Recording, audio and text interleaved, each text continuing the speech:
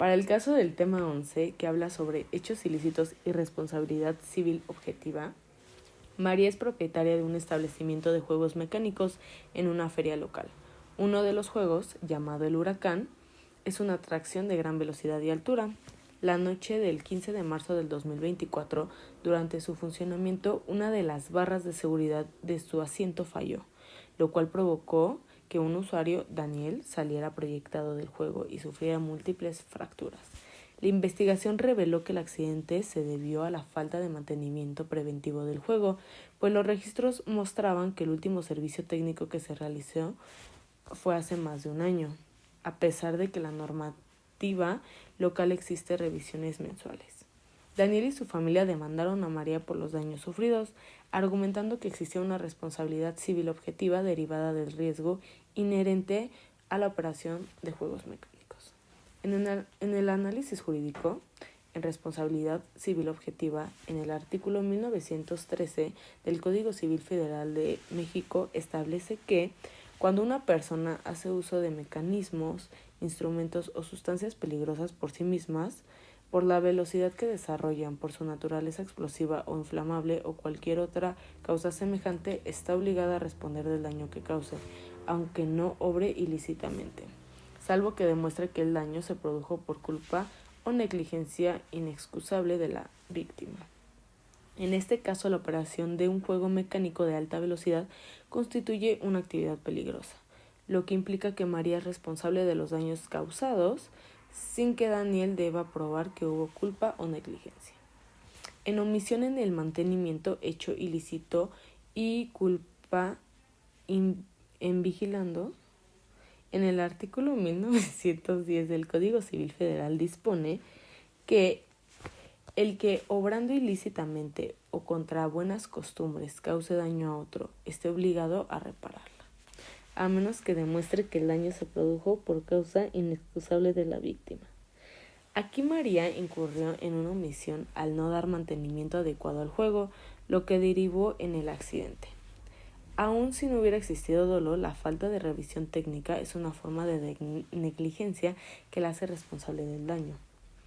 Por otro lado, conforme al artículo 1919 del mismo código, los dueños de establecimientos comerciales son responsables de los daños causados por sus empleados en el ejercicio de sus funciones. Si se comprueba que los operarios del juego también incumplieron con protocolos de seguridad, María podrá ser responsable de manera solidaria. La jurisprudencia aplicable para este caso es sobre la responsabilidad objetiva en actividades peligrosas. La tesis aislada, responsabilidad civil objetiva, en los términos del artículo 1913 del Código Civil para el Distrito Federal, se actualiza cuando el daño sea consecuencia directa o inmediata de la actividad peligrosa, independientemente de la culpa del agente. Registro 200386 establece que la responsabilidad surge automáticamente cuando una actividad riesgosa genera un daño. Jurisprudencia sobre la obligación de mantenimiento en actividades peligrosas. La tesis responsabilidad civil objetiva procede cuando una empresa incumple con las medidas de seguridad y mantenimiento de instalaciones peligrosas. Registro 2014-568 señala que si un establecimiento que opera maquinaria peligrosa no da mantenimiento adecuado, su responsabilidad es ineludible. Solución jurídica.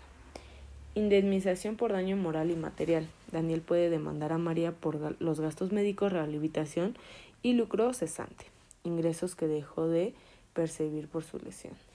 También puede reclamar indemnización por daño moral derivado del sufrimiento físico y psicológico causado por el accidente.